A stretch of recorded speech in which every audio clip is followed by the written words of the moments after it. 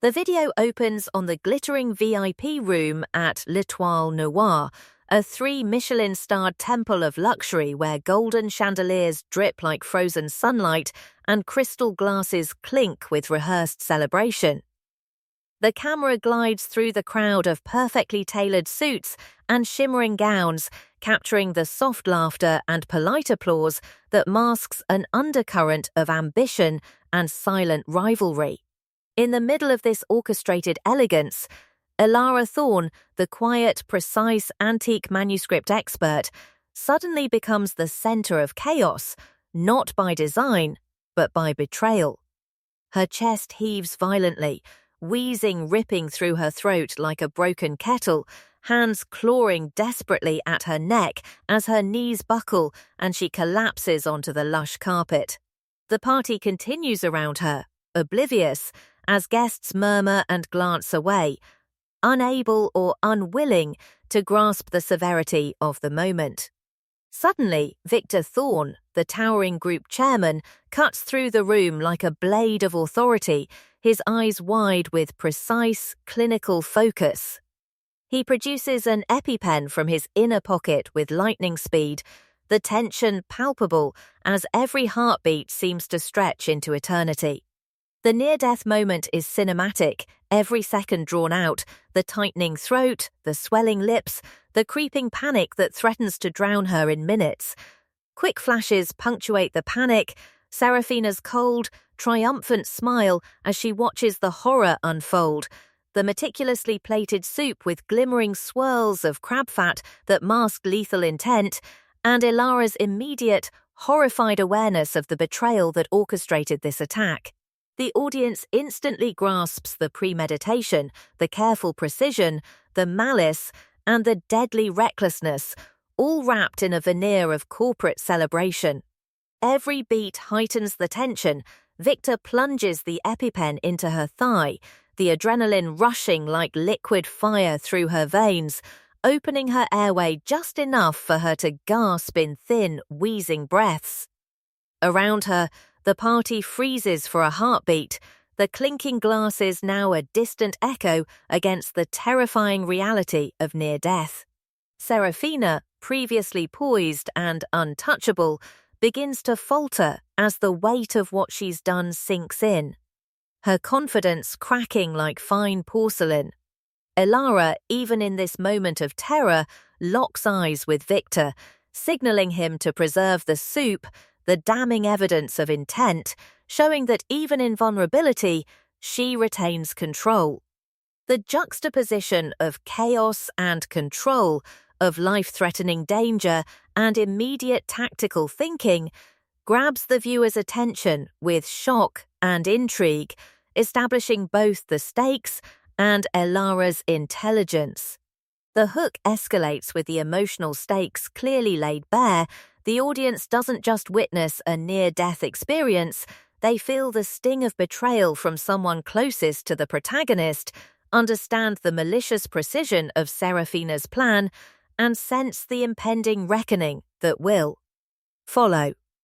Every frame reinforces the central tension. This is not an accident, not a careless mistake. It is a deliberate attempt on a life, cloaked in the perfection of high society and corporate ambition.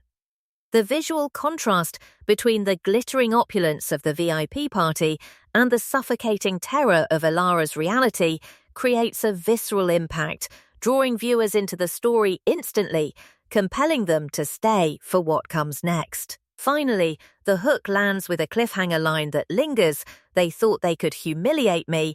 Instead, they handed me the key to destroy them. It's a moment of empowerment threaded into the tension, giving the audience a promise of not just survival, but calculated, intelligent revenge. This immediately positions Elara not just as a victim, but as a strategist, someone whose patience and precision will turn poison into power. The visual and emotional beats culminate in a natural call to action. Before I tell you how I turned poison into power, tell me where you're watching from.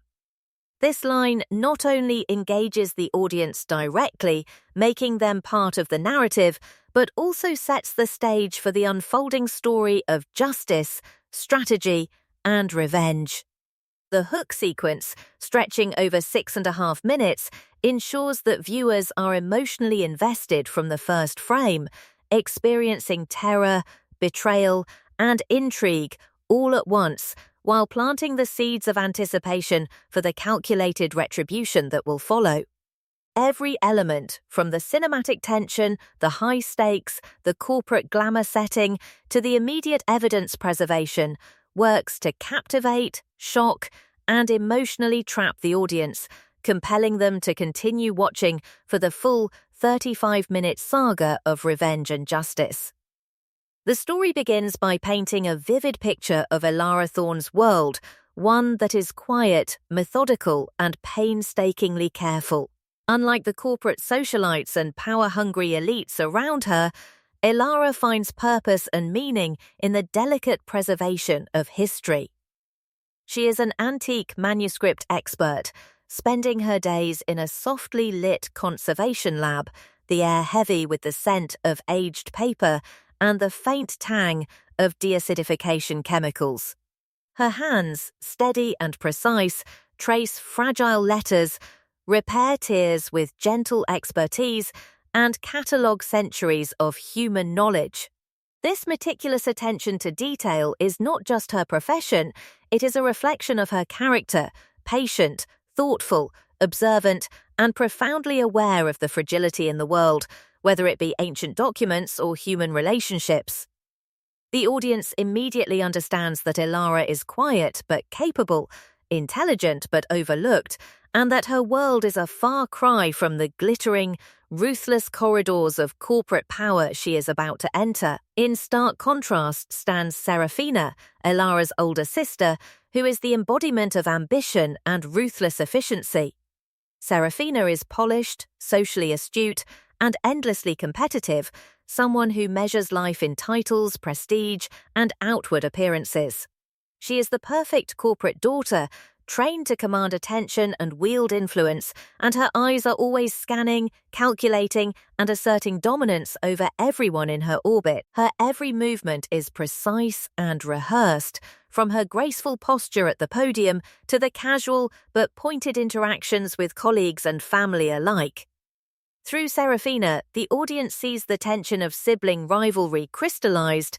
Her ambitions and relentless drive are in direct opposition to Elara's quiet competence, and her envy of the attention Elara occasionally attracts plants the seed for the story's central conflict. The family dynamics are then explored to establish the underlying tension and emotional stakes. Alistair and Cordelia Thorne are image-obsessed and self-centered, constantly measuring their worth and their children's achievements through the lens of social prestige. They beam over Seraphina's career triumphs, praising her savvy and her visibility, while dismissing Elara's meticulous work with bored indifference, calling it dusty or unimpressive. This favoritism not only fuels Seraphina's sense of entitlement, but also reinforces Elara's invisibility in her family's eyes. The audience begins to understand that the danger isn't just the ambition of one sister. It's a family system that prioritizes appearances over ethics, a system that undervalues skill and integrity, and a system that allows jealousy and malice to fester unchecked. The scene then shifts to the opulent VIP room at L'Étoile Noire, where the contrast between Elara's quiet expertise and the glitz of high society is stark.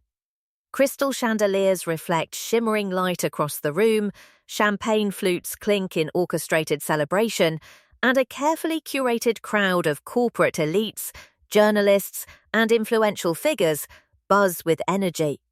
Seraphina stands triumphantly at the podium, having just been named PR director at Thorne Global, her smile dazzling and her aura commanding. Every detail, from the tailored suits to the subtle gleam of designer accessories, emphasizes power and status. Yet amid this spectacle, Elara is present as an observer, quietly navigating the room, unnoticed by most but sharply aware of every movement, every glance, and every subtle shift in the social hierarchy. This visual and emotional contrast instantly positions her as both vulnerable and perceptive, a protagonist whose intelligence will become critical when the evening turns deadly. Victor Thorne is introduced as the one stabilizing figure in the chaos, a man who values intellect and expertise over showmanship. Unlike the other guests, his attention is genuine. He notices the careful observations, the quiet intelligence, and the depth of knowledge that Elara brings to even the smallest conversation. Through his interactions asking detailed questions about manuscript restoration, chemical processes, and the care of fragile historical documents, the audience sees that Victor respects her in a way that her family and Seraphina never do. He becomes a critical ally, someone who not only validates Elara's worth, but also sets the stage for the eventual intervention that will save her life. His presence underscores the importance of discernment in a world driven by appearances. He sees beyond the glitter to the truth, a truth Elara must leverage to protect herself. The introduction carefully builds the emotional pivot, subtly hinting at the jealousy and danger simmering beneath the surface. Seraphina's eyes flicker with irritation as Victor engages with Elara, her jaw tightens, and her fingers curl in barely suppressed anger. Every facial expression, every controlled movement conveys the magnitude of her envy, and the audience begins to sense that her ambition may soon manifest in dangerous, even deadly ways. The careful framing of the sisters' interactions, combined with the opulent party setting, amplifies the tension. What appears to be a celebration is in fact the perfect stage for a calculated betrayal. This builds a sense of suspense, making viewers emotionally invested in Elara's fate while highlighting the stakes of the upcoming confrontation. Finally, the introduction establishes both the psychological and strategic dimensions of the narrative. The audience understands that Elara is not simply a passive victim.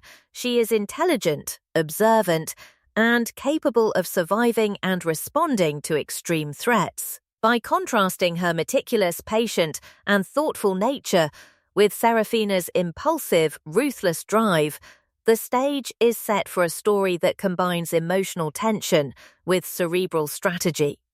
The transition line, what started as a celebration quickly turned into a fight for my life, and the first step in taking back control signals the imminent escalation, drawing viewers into the narrative with a promise of danger, suspense, and eventual retribution. It ensures that the audience is emotionally aligned with Elara, primed to witness her transformation from the quiet, underestimated sister to a force of calculated justice, ready to turn betrayal into power and reclaim agency in a world designed to undermine her. The VIP room of L'Étoile Noire was a glittering, deceptive paradise that evening. All crystal chandeliers, polished mahogany, and the hushed murmur of champagne flutes colliding like fragile instruments in a delicate symphony. The air carried the heady scent of truffle, rich sauces, and expensive perfumes, yet beneath the opulence, an invisible tension simmered.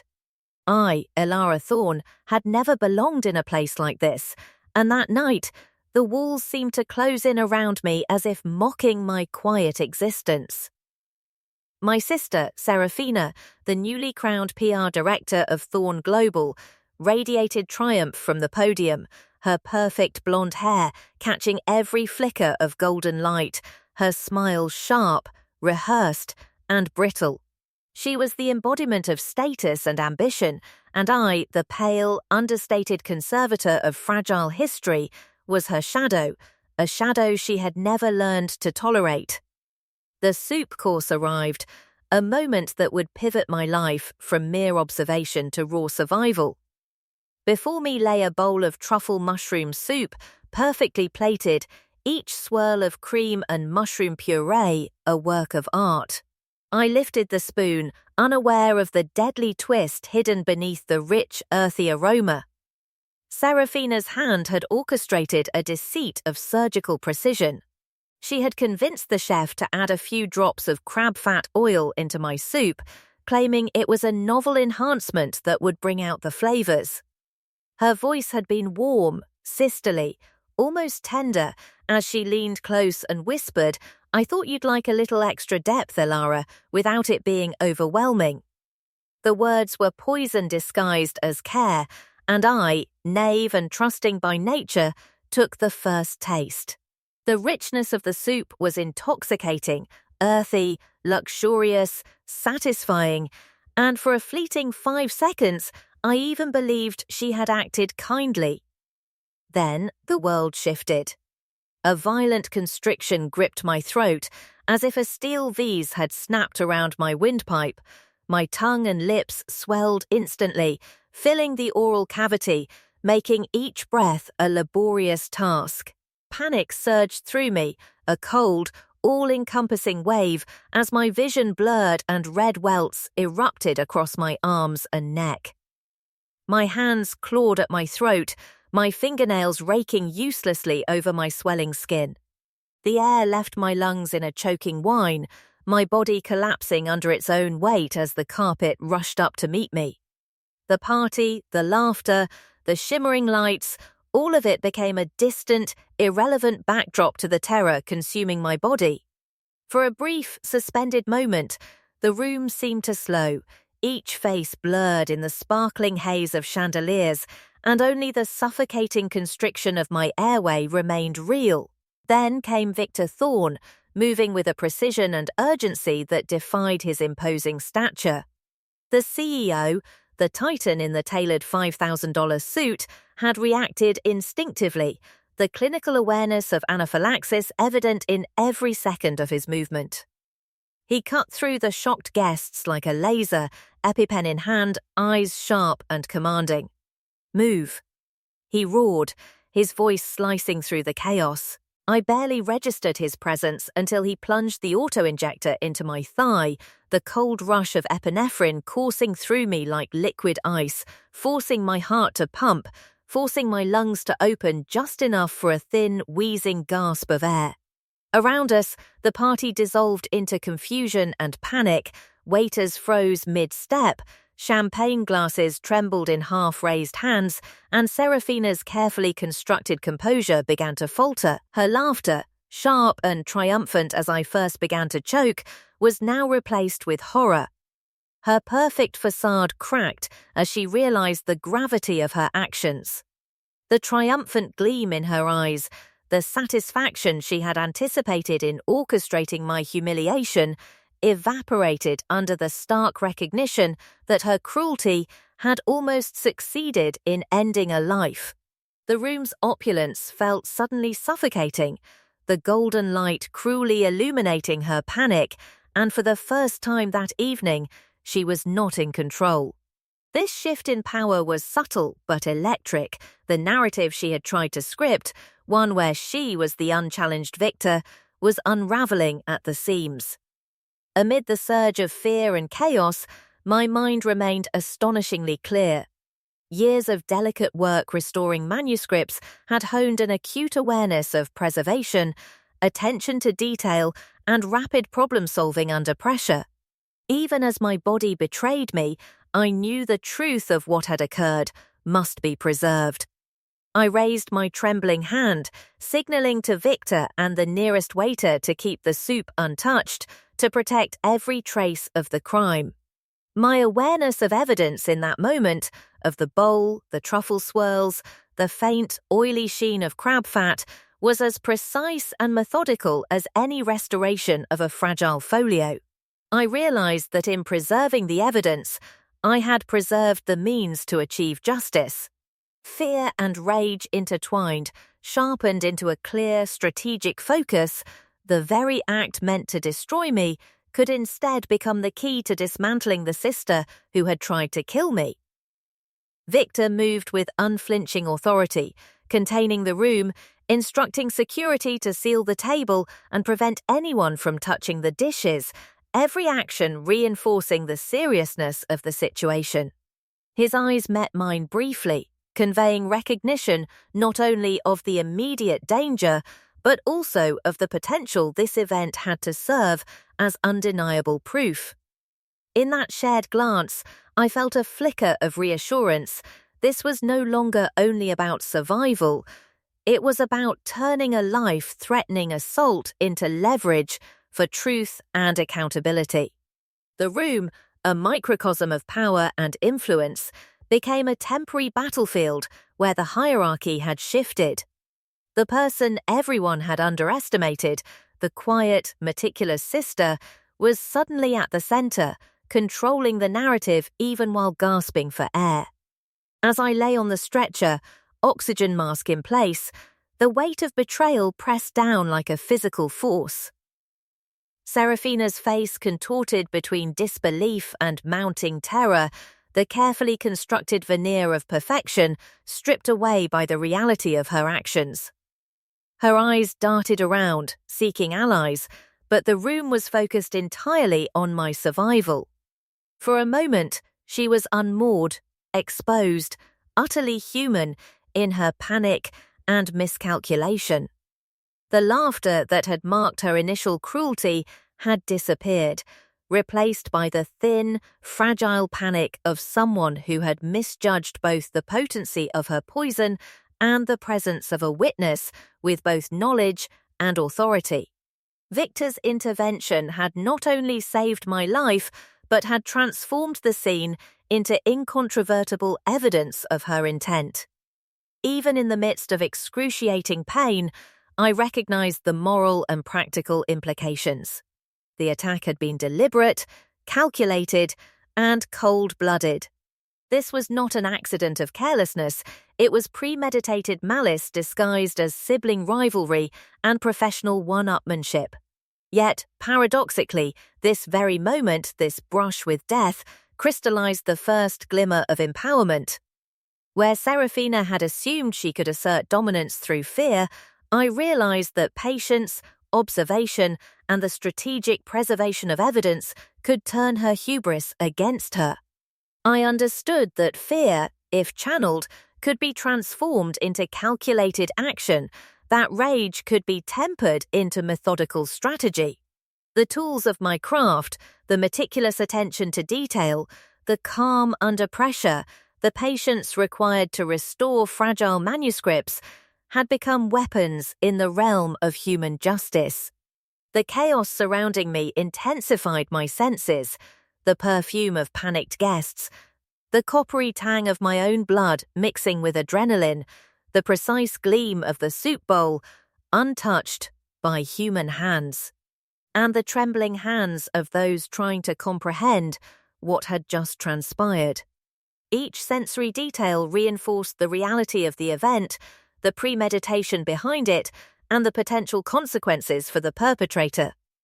Seraphina's earlier attempts to humiliate me were now overshadowed by the immediate danger she had created and the concrete, verifiable proof of her actions. As paramedics prepared to transport me, I remained aware of the narrative taking shape both in the room and in the possibilities it opened. My voice, diminished and wheezing, carried with it not only the survival instinct but the seed of calculated retaliation. I signaled once more to Victor, my fingers trembling but precise to preserve every detail: the bowl, the leftover soup, the utensils, the seating arrangement. This was more than a simple precaution. It was the foundation for the leverage I would need to ensure justice. In that moment, fear and clarity coexisted, crystallizing into a single truth. Even in the shadow of death, I could see the path to retribution. The emotional currents ran deep: rage, disbelief, betrayal, and an almost paradoxical calm intertwined within me. The visceral terror of anaphylaxis was immediate, raw, and all-consuming, yet within it emerged a strategic clarity. I understood, perhaps for the first time in my life, that knowledge and foresight could turn even the direst circumstances into advantage.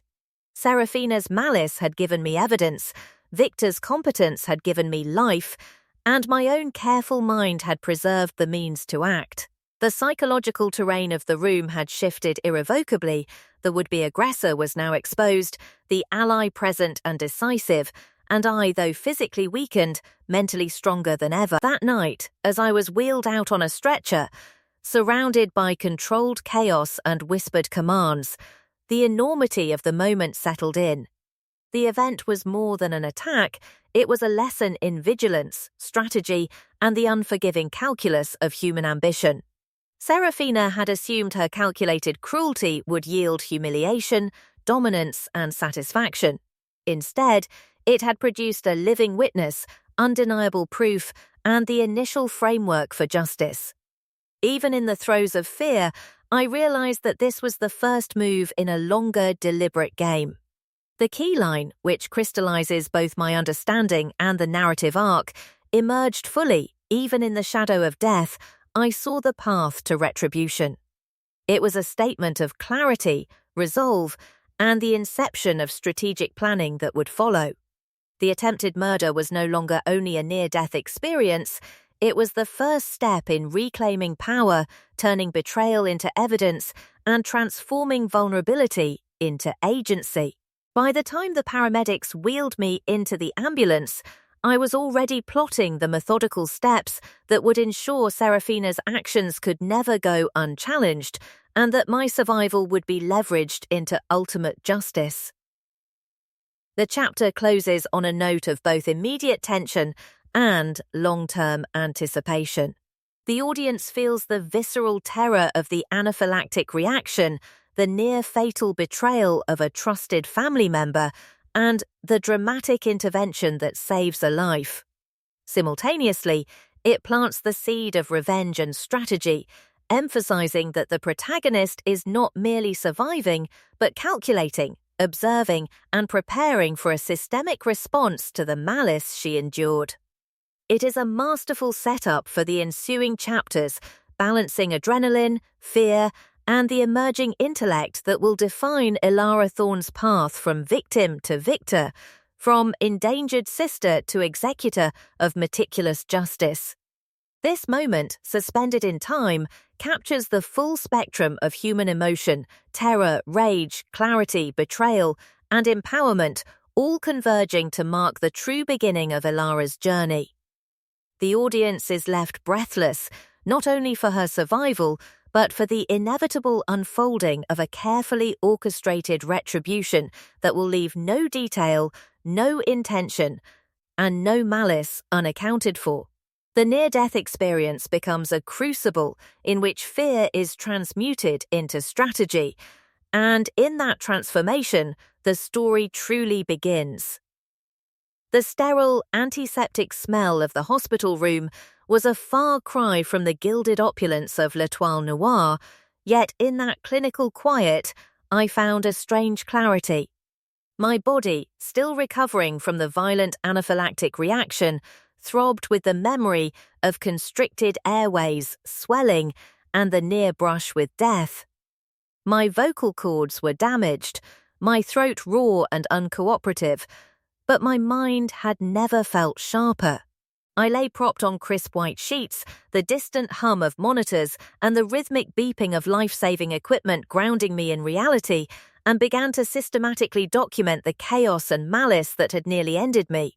Every detail mattered, every sensory memory, the coppery scent of my own blood, the faint trace of crab fat in the soup, the gleam of Seraphina's eyes as she realized her plan had gone too far, was meticulously recorded, because in these fragments lay the foundation for justice. Pain and fear were not the only things occupying me. I felt a simmering satisfaction. I had survived, yes, but more importantly, I had preserved the evidence, and with it, the means to reclaim control. My fingers, though weak from the epinephrine and exhaustion, worked swiftly to arrange the sequence of events into a timeline. The exact moment I had collapsed, Victor Thorne's intervention, the soup untouched on the table, and the panicked expressions of my family, all of it was carefully noted. I scribbled feverishly in a notebook borrowed from the hospital desk, knowing that each line could later become a vital piece of a civil case. My physical weakness contrasted with the tactical dominance forming in my mind. Where my sister had acted impulsively, with emotion and envy, I had the advantage of precision, patience, and foresight. It was on the second day of my recovery that Alistair Lewis arrived, a man whose reputation for aggressive, ruthless litigation preceded him. From the moment he entered the hospital room, his presence shifted the atmosphere from quiet recovery to strategic command. Tall, sharp-eyed, and relentlessly precise, Lewis exuded an aura that suggested he could dismantle a multinational corporation if he chose. Yet he also understood the subtleties of negotiation, leverage, and civil strategy. He had been recommended by a trusted colleague who understood both the stakes and the delicacy of the situation. I recounted every detail to him, my voice rasping and fragile, the words punctuated with hand gestures and scribbled notes, knowing that timing, narrative, and documented proof were all critical. "This is airtight," he murmured after reviewing my preliminary notes. Confession witnessed by Victor Thorne. Chef and server testimony. Medical reports confirming the severity of the reaction. Everything we need to establish premeditation. The next several hours became a disciplined exercise in preservation and evidence management. While my body remained fragile, my mind was active in orchestrating the documentation process. I immediately ordered affidavits from every critical witness, Chef Bastien, who had been coerced under the guise of a special culinary request. Andy, the server who had placed the lethal bowl in front of me under Seraphina's direction, and Victor Thorne, whose decisive actions had not only saved my life but also guaranteed a credible witness to the attempt on my life. Each affidavit was carefully drafted, notarized, and secured, the language precise and indisputable. I insisted on multiple copies and digital backups, aware that in high-stakes disputes, even minor gaps could be exploited. This process was methodical, deliberate, and, in its way, almost calming, my first tangible step toward turning victimhood into strategic advantage. Medical reports were next.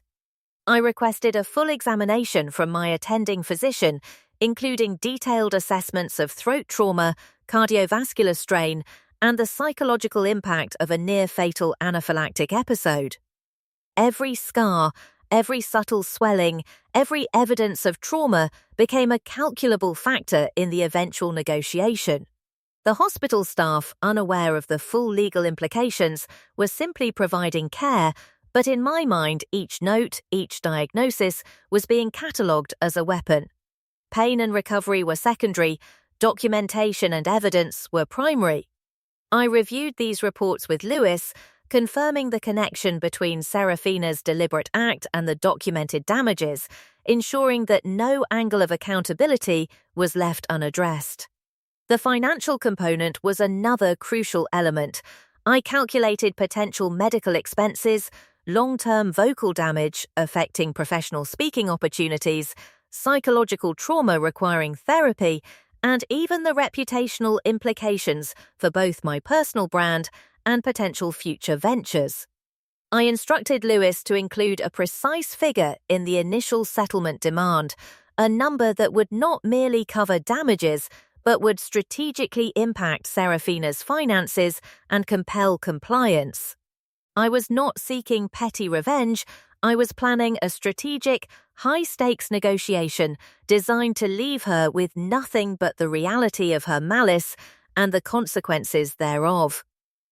Throughout the process, my mindset shifted decisively. The terror that had gripped me in the restaurant evolved into an analytical, calculating patience. I recognized that my leverage lay not in anger, but in timing, documentation, and perception. Seraphina's hubris had left her exposed. She had acted in haste and malice, unaware of the strategic tools I could employ. Where she sought immediate gratification and power, I had the luxury of preparation, patience, and a disciplined approach.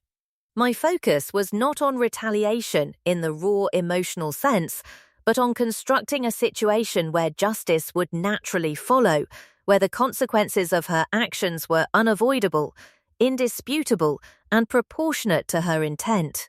Even amidst the trauma, I allowed myself moments of cold satisfaction. Every notarized affidavit, every detailed medical report, every witness statement, and every calculated financial projection represented a step toward reclaiming agency. The danger had been immediate, visceral, and terrifying, but it also illuminated a truth. The people who attempt to control and harm others often underestimate patience, intelligence, and strategic thinking. My sister had believed she could humiliate me, dominate me, and leave me powerless. In reality, her actions had created the framework for my ultimate advantage. Victor Thorne remained a quiet but critical ally throughout. I conferred with him regarding the precise preservation of the soup bowl, the importance of his testimony, and the chain of events that could be corroborated by independent witnesses. He was both impressed and wary of the meticulousness of my planning, recognizing the depth of knowledge that contrasted starkly with Seraphina's impulsive acting.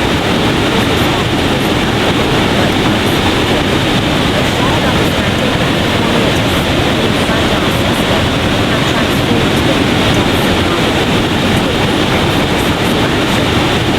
Psychologically,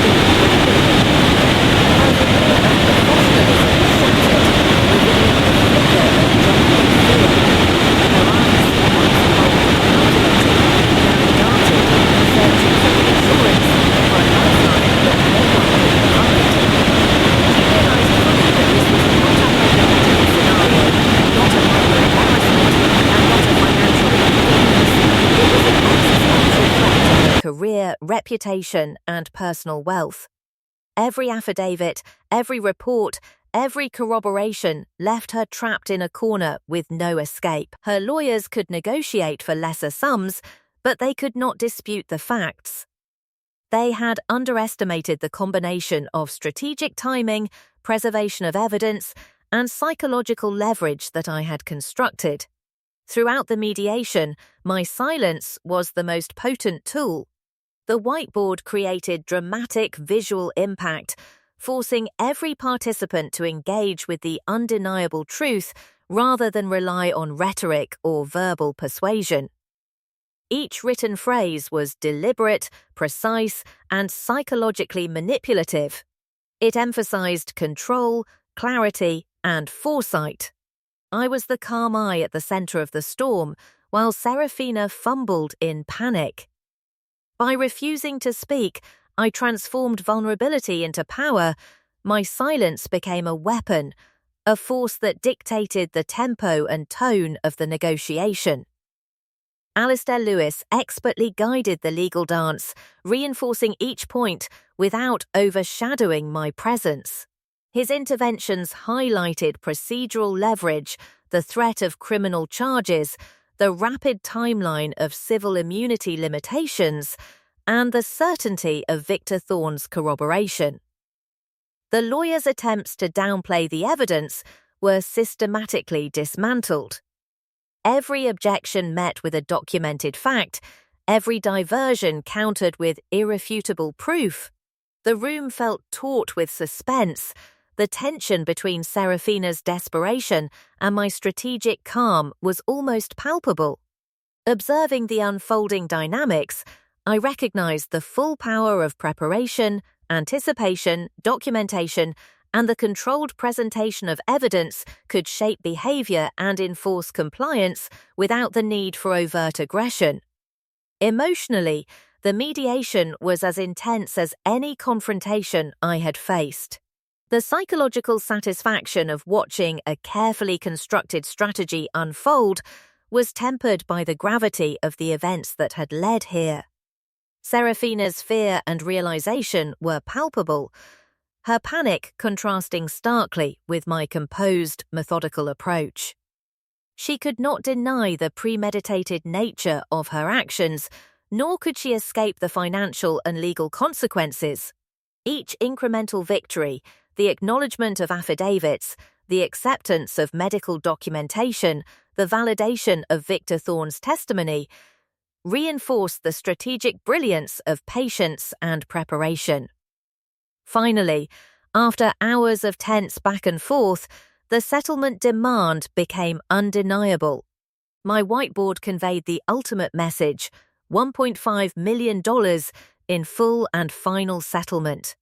Pay within 72 hours. Evidence preserved. Criminal liability enforceable. The room fell into a heavy silence as Seraphina's lawyers absorbed the magnitude of the demand. The negotiation was no longer about persuasion. It was about inevitability. Compliance was the only rational choice, and the psychological leverage of absolute documentation ensured there was no alternative. The key moment crystallized in my mind. My silence had not been a sign of weakness, of fragility, or of concession. It had been an instrument of power, a strategic tool that forced every participant to engage with reality on my terms. I had transformed vulnerability into leverage, fear into calculation, and near-death trauma into a weaponized advantage. Every glance, every pause, every written word conveyed authority and inevitability. Seraphina's panic, juxtaposed against my composure, illustrated the potency of strategy executed with precision. By the conclusion of the mediation session, the outcome was clear. The settlement was agreed upon, the financial terms binding, and Seraphina's assets earmarked for immediate compliance.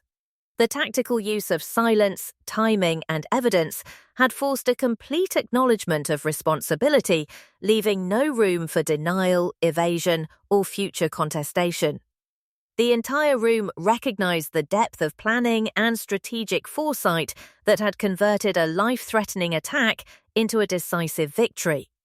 As I was wheeled out of the room, whiteboard in hand, I felt a profound sense of accomplishment. The events that had threatened to destroy me had been transformed into a carefully orchestrated mechanism for justice. My body remained fragile, my throat still recovering, but my mind had achieved clarity and control. I had executed a plan that balanced patience, strategic foresight, and psychological leverage.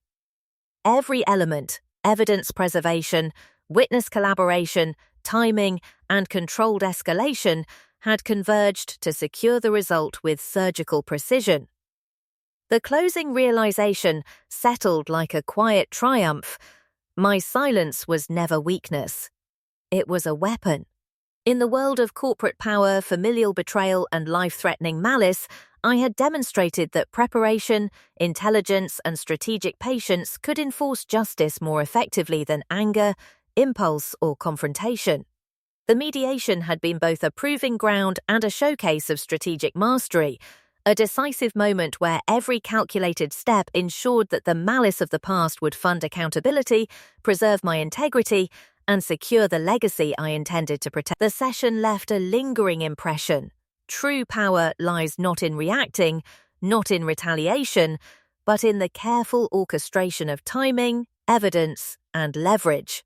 Seraphina had underestimated the quiet, meticulous sister she thought she could control and humiliate. I had transformed vulnerability into command, near-death experience into strategic advantage, and familial betrayal into undeniable accountability. This chapter closed not with vengeance born of rage, but with the meticulous precision of strategy executed to perfection, leaving an indelible mark of both justice and intelligence on everyone present. The mediation room was heavy with anticipation as the final terms were set into motion, each participant aware that the negotiation had reached its inevitable conclusion. The air smelled faintly of polished wood and paper, a sterile fragrance that masked the tension simmering beneath every perfectly tailored suit.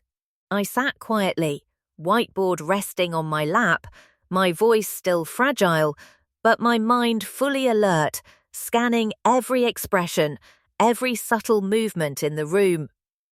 This was the moment when preparation, patience, and precision converged to deliver the culmination of weeks of calculated strategy.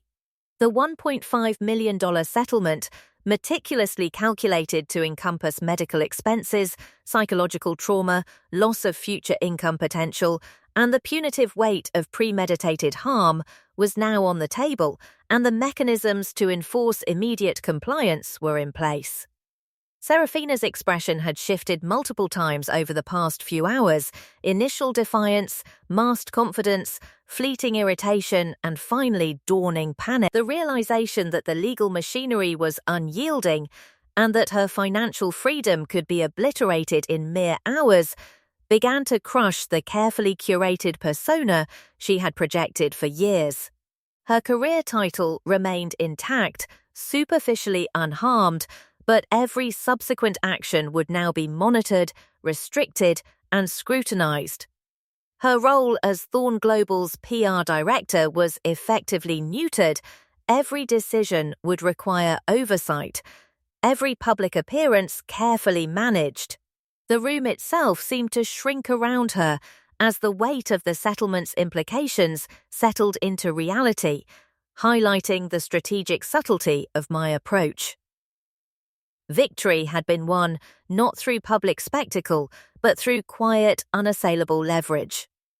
As the lawyers finalized the transfer procedures, signing the binding agreements, I allowed myself a measured sense of satisfaction. The funds were immediately earmarked to liquidate Seraphina's assets, investments, stocks, and private holdings, all calculated to strip her of financial autonomy while leaving only a functional minimum to sustain her lifestyle. This precise dismantling of her fiscal independence was not born of malice for its own sake, but as a demonstration of strategic justice. Her superficial public image remained relatively intact, preserving the appearance of dignity in the eyes of the wider corporate world. Yet her actual power and influence had been irrevocably diminished. This was a victory crafted with care, a balance of retribution and poise that ensured the lesson would endure far beyond the immediate legal resolution. I allowed myself a moment to reflect on the magnitude of the outcome. The psychological weight of nearly being murdered by my own sister, the trauma of betrayal, the fear and rage that had coursed through me in the VIP room at L'Étoile Noire, all of it had been transformed into strategic action. The settlement was not merely financial recompense, it was a reclamation of agency, a restoration of power, and a demonstration of the consequences of underestimating a meticulously prepared opponent. Every aspect of my plan, from preserving evidence during the anaphylactic crisis to orchestrating a legal strategy that combined civil leverage with the looming shadow of criminal liability, had coalesced into a precise instrument of accountability. This was justice executed with intellect, patience, and unwavering discipline, and it carried with it a profound emotional resonance. Beyond the immediate satisfaction of enforcing compliance and securing restitution, there was a deeper triumph, the ability to turn trauma into tangible good. The $1.5 million settlement, though punitive for Seraphina, was immediately redirected toward the creation of the world's most advanced antique manuscript preservation foundation. The very act that Seraphina had intended to destroy me became the financial seed for preserving fragile history, safeguarding knowledge, and ensuring that rare cultural artifacts would survive for generations. Each document, each book, each fragile manuscript restored under this foundation would be a living testament to resilience, strategic acumen, and the transformation of malice into constructive legacy. The knowledge that her malice had funded a positive, enduring impact provided an internal vindication deeper than any legal victory could achieve. The settlement also reinforced the psychological truth that empowerment often emerges from meticulous planning and strategic patience rather than impulsive retaliation. While the moment of anaphylaxis had been terrifying, the deliberate calm with which I preserved the soup as evidence, coordinated witnesses, and engaged legal expertise had created a domino effect that Seraphina could not counter. The leverage I had accumulated, medical documentation, notarized affidavits, witness corroboration, and Victor Thorne's authoritative testimony had transformed what could have been a single, terrifying event into a comprehensive strategy that enforced accountability across multiple dimensions: financial, legal, and reputational. This multifaceted victory underscored the moral lesson that intelligence, patience, and precision can transform vulnerability into power, ensuring that justice is both effective and enduring. Emotionally, the transformation was profound. The fear and shock that had gripped me during the VIP room incident had given way to clarity, strategy, and ultimate control. Each heartbeat, once threatened by the anaphylactic crisis, now carried the rhythm of empowerment. The psychological satisfaction of watching the consequences of Seraphina's malice unfold, balanced against the constructive use of the settlement funds, created a layered sense of triumph. It was not merely revenge for the immediate harm, but a long-term victory that redefined the narrative. The quiet, meticulous younger sister had not only survived an attempt on her life, but had turned it into a platform for lasting influence and positive action. Seraphina's response throughout the settlement process was a study in controlled panic. Her lawyers attempted to negotiate, offering partial compliance, suggesting alternative distributions of funds, and attempting to downplay the medical and psychological damages. Each attempt was systematically countered with clear, documented evidence. My whiteboard, though simple in appearance, had become a symbol of strategic authority. Every word written upon it conveyed inevitability, precision, and the psychological weight of preparation. Pay within 72 hours. Evidence preserved. Criminal liability enforceable. The clarity and conciseness of these directives left no room for interpretation, hesitation, or delay. Compliance was the only rational choice, and Seraphina, finally confronting the totality of the evidence and its consequences, had no alternative. The mediation concluded with signatures, funds earmarked for immediate transfer, and the knowledge that the terms would be enforced with legal precision. Seraphina's superficial public image remained, a calculated allowance to prevent unnecessary media spectacle, but her actual influence, autonomy, and financial control had been stripped away. She would carry the memory of the mediation and the settlement for the rest of her career, a constant reminder of the consequences of underestimating a meticulously prepared adversary. Meanwhile, I had achieved not only legal and financial vindication, but also moral and psychological closure. The events that had sought to destroy me had been converted into a structured, purposeful victory that served both personal and societal good. Walking out of the mediation room, whiteboard still tucked carefully in my lap, I felt a profound sense of transformation. Trauma, fear, and near-death experience had been alchemized into strategy, control, and empowerment. The settlement was both a shield and a sword, a protective measure ensuring Seraphina's compliance, and a decisive instrument delivering justice for premeditated malice. It demonstrated the potency of intelligence, patience, and evidence-driven strategy in turning life-threatening betrayal into lasting triumph. Each step had been calculated, each decision deliberate, and the outcome reflected the depth of planning, foresight, and emotional discipline. In the quiet moments after the legal formalities were concluded, I reflected on the broader implications.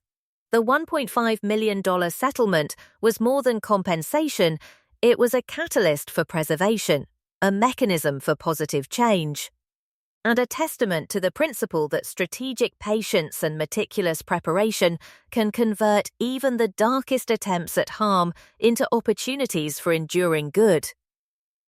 Each manuscript restored under the foundation would carry the story of resilience, of foresight, and of transforming malevolence into legacy. Seraphina's attempt to destroy me had inadvertently created the financial backbone for a project that would preserve fragile history for generations. The key emotional beat, the transformation from victim to victor, resonated deeply. The fear that had once tightened around my chest like a viz during the anaphylactic attack was now replaced with the measured calm of strategic triumph.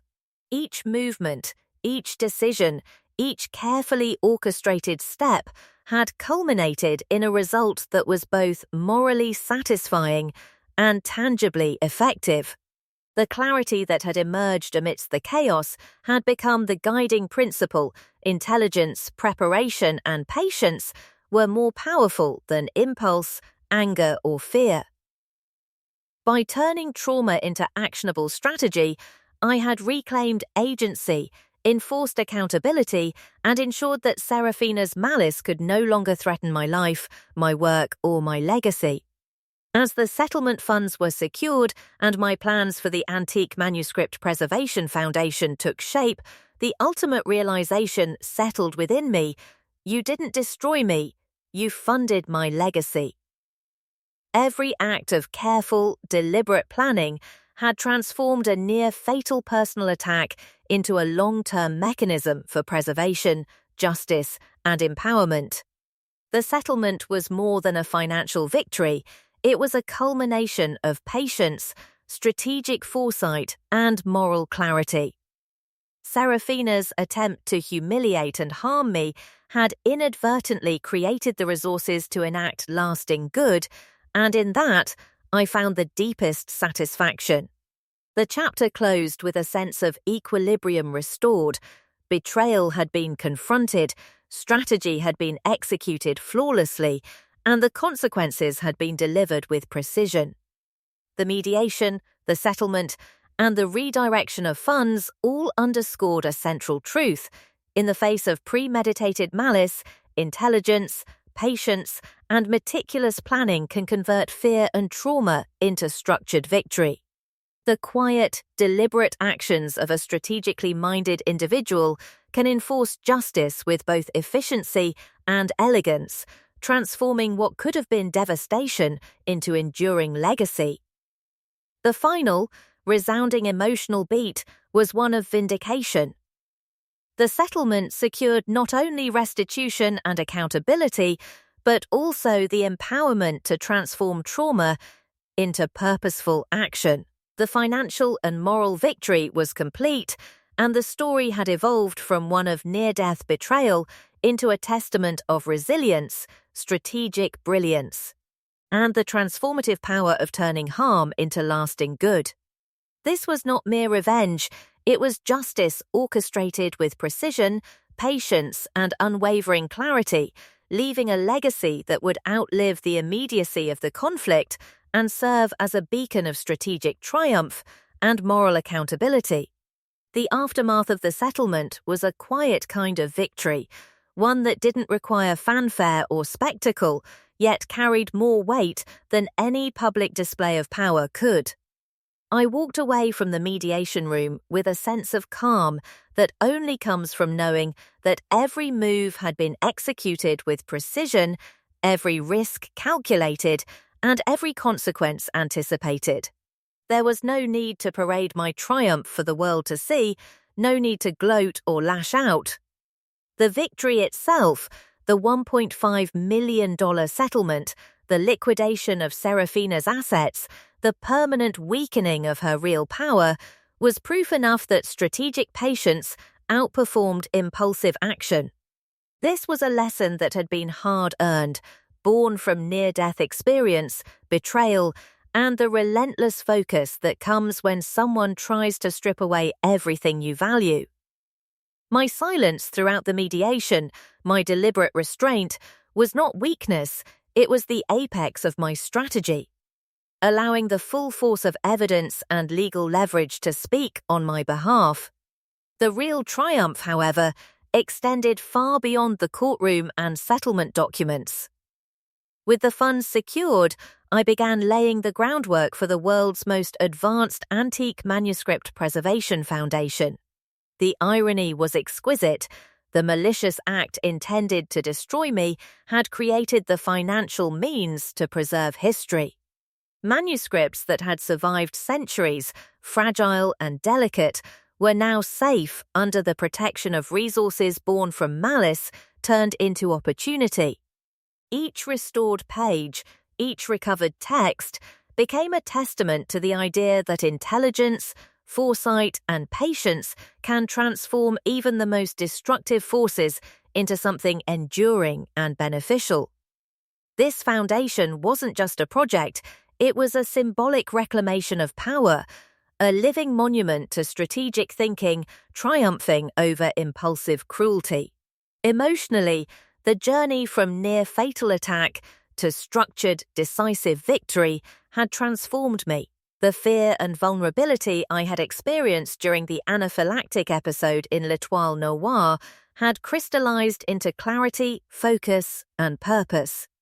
Every beat of my heart, once threatened by Seraphina's calculated malice, now carried confidence and resolve. I understood in a profound, almost visceral way that the most effective responses to betrayal are measured, evidence-driven, and executed with patience. It was no longer about raw rage or instant revenge. It was about leveraging intelligence, timing, and moral authority to ensure that justice was both effective and permanent.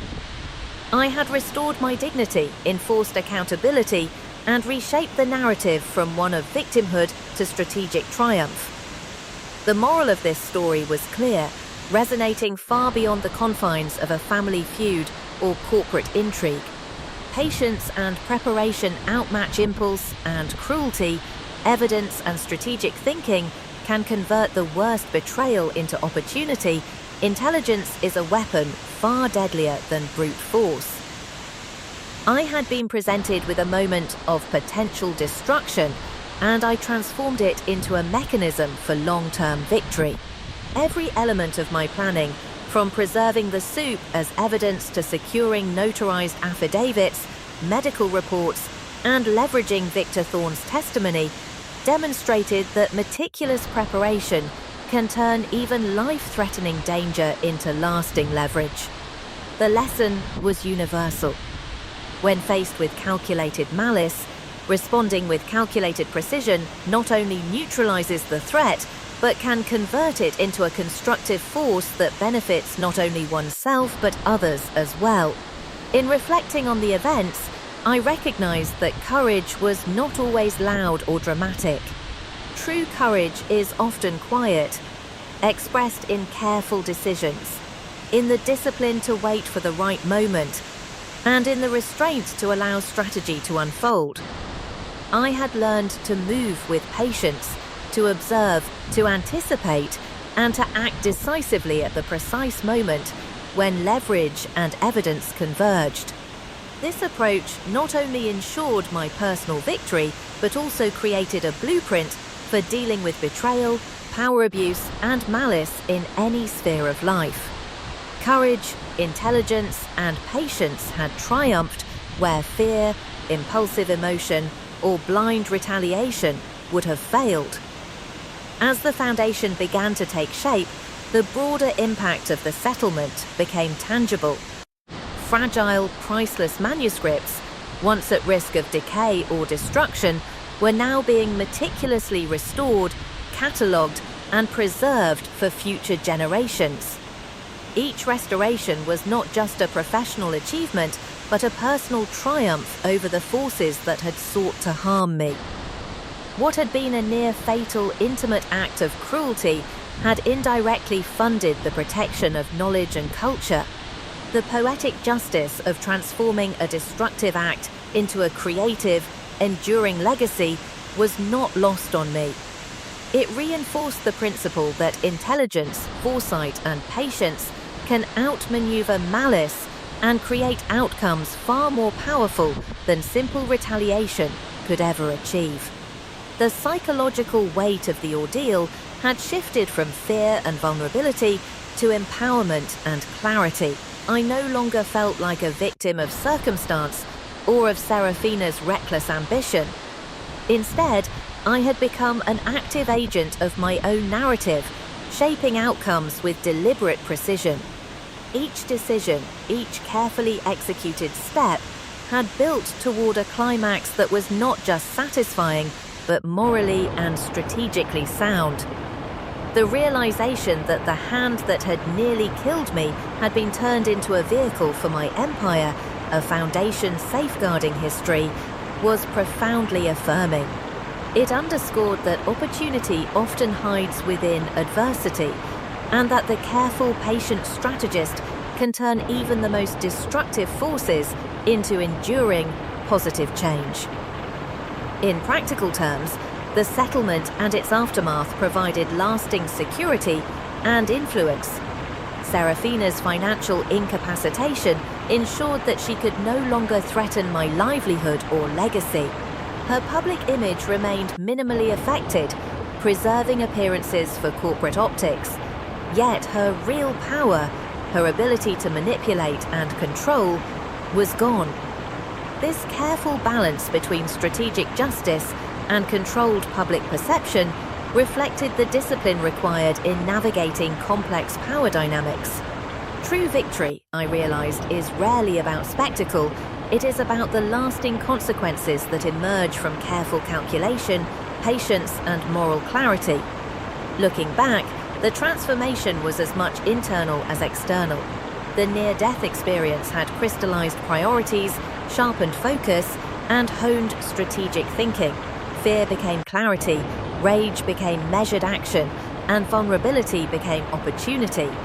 Every moment of planning, from hospital recovery to securing affidavits, coordinating legal strategy, and orchestrating the mediation, demonstrated that intelligence coupled with patience is a far more formidable force than brute strength or impulsive retaliation. The settlement was not merely a financial win, it was a comprehensive validation of strategy, foresight, and moral authority. The emotional closure was deepened by the tangible use of the settlement funds. Knowing that the resources secured from Seraphina's malice would now protect fragile, irreplaceable manuscripts was profoundly satisfying. Each restoration, each preserved page, each scholarly publication produced through the Foundation's work became a symbolic and literal monument to the triumph of foresight, strategy, and resilience over reckless ambition and cruelty. It was proof that calculated patience and strategic thinking could transform the most insidious forms of betrayal into enduring, constructive legacy. As I continued to oversee the Foundation, mentor young conservators, and expand preservation projects, the lessons of this ordeal became a guiding principle. Patience, intelligence, and evidence-based strategy were the tools that had ensured survival, accountability, and ultimate victory. The hand that had almost killed me, that had sought to destroy both my life and career, had instead built the foundation of an empire dedicated to protecting knowledge, culture, and history. Every manuscript, every restored volume became a living symbol of resilience, strategy, and moral clarity, a daily reminder that even in the face of betrayal, opportunity can be seized and transformed into something profoundly good. In closing, the story served as both personal vindication and universal lesson. It was a testament to the power of patience over impulsivity, strategy over emotion, and evidence over speculation. The emotional, legal, and financial victories were intertwined with the deeper moral triumph, turning malice into opportunity, trauma into legacy, and near-death danger into empowerment. The final reflection rested on this immutable truth: calculated, strategic action, grounded in intelligence and moral clarity, can convert even life-threatening betrayal into enduring, positive outcomes. The hand that had almost killed me had inadvertently funded my empire, proving that foresight, patience, and disciplined action can be the deadliest and most rewarding tools in the face of adversity. If this story shocked you, remember that intelligence and patience, when wielded with precision, can outmaneuver malice in ways raw emotion never could. Share where you're watching from and let this story serve as a reminder: strategic thinking and careful preparation are weapons more powerful than brute ambition, and in every betrayal lies the seed of opportunity, if you are willing to wait, plan, and act with clarity. The hand that almost killed me ended up building my empire, and the legacy of that lesson will endure far longer than any act of cruelty ever could.